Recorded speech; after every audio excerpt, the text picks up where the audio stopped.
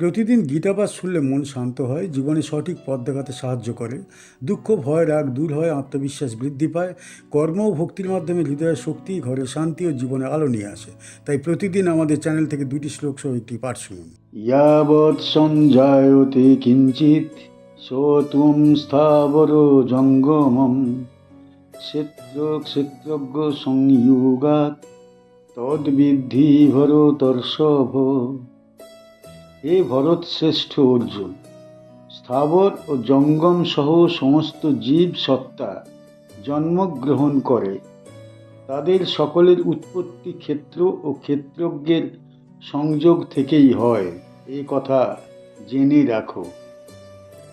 ইয়াবৎ অর্থ যত, সঞ্জায়তে অর্থ জন্মগ্রহণ করে, কিঞ্চিত অর্থ কোনো, সত্বম অর্থ জীব সত্তা, স্থাবর অর্থ সচল জীব যেমন গাছপালা, জঙ্গমম অর্থ চলমান জীব যেমন পশু পাখি ও মানুষ, ক্ষেত্র অর্থ দেহ বা প্রকৃতি, ক্ষেত্রজ্ঞ অর্থ আত্মা, সংযোগাৎ অর্থ সংযোগের ফলে, তৎ মানে তা, বৃদ্ধি অর্থ জেনে রাখো, ভরতর্ষভ অর্থ হে ভরত বংশের শ্রেষ্ঠ। এই শ্লোকে ভগবান শ্রীকৃষ্ণ সৃষ্টি ও জীবনের গভীর তত্ত্ব ব্যাখ্যা করেছেন। তিনি বোঝাচ্ছেন যে এই জগতে যত প্রকার জীব রয়েছে সকলের মূল কারণ হল ক্ষেত্র ও ক্ষেত্রজ্ঞের মিলন। ক্ষেত্র বলতে দেহ ও প্রকৃতিকে বোঝানো হয়েছে, আর ক্ষেত্রজ্ঞ বলতে আত্মাকে বোঝানো হয়েছে।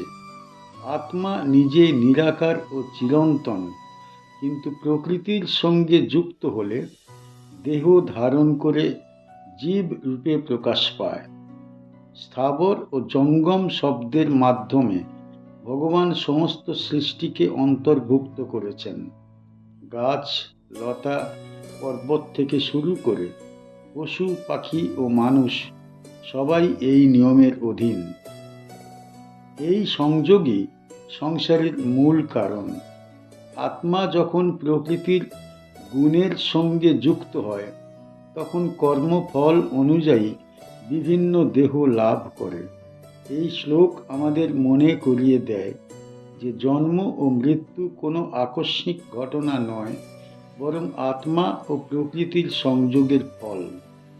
যখন আত্মা এই সংযোগ থেকে মুক্ত হয় তখনই সে মোক্ষ লাভ করে। ভগবান এখানে অর্জুনকে ভরতর্ষভ বলে সম্বোধন করে তার মর্যাদা ও কর্তব্য স্মরণ করিয়ে দিয়েছেন।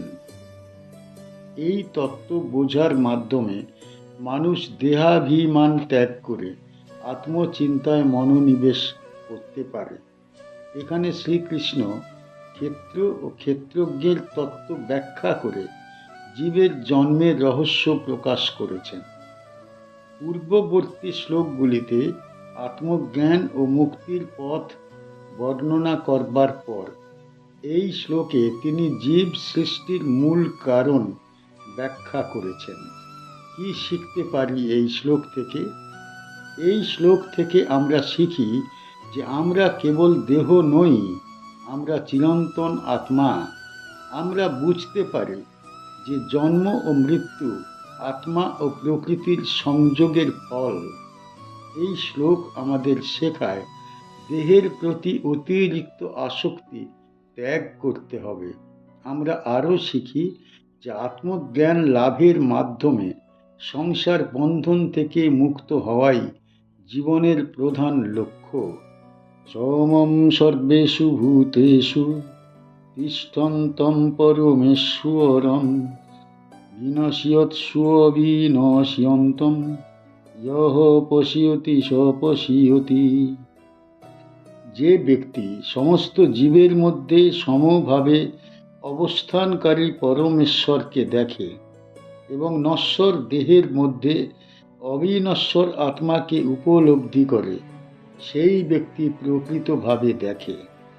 সমম অর্থ সমভাবে, সর্বেষু অর্থ সকলের মধ্যে, ভূতেষু অর্থ জীব সমূহের মধ্যে, তিষ্ঠন্তম মানে অবস্থানকারী, পরমেশ্বরম মানে পরমেশ্বরকে, বিনশিয়ৎসু অর্থাৎ নশ্বর দেহসমূহে, অবিনশিয়ন্তম অর্থাৎ অবিনশ্বর, ইয়হ মানে যে, পশিয়তি অর্থাৎ দেখে, সহ মানে সে, পশিয়র্থী অর্থাৎ সত্যভাবে দেখো। এই শ্লোকে ভগবান শ্রীকৃষ্ণ প্রকৃত দর্শনের অর্থ ব্যাখ্যা করেছেন।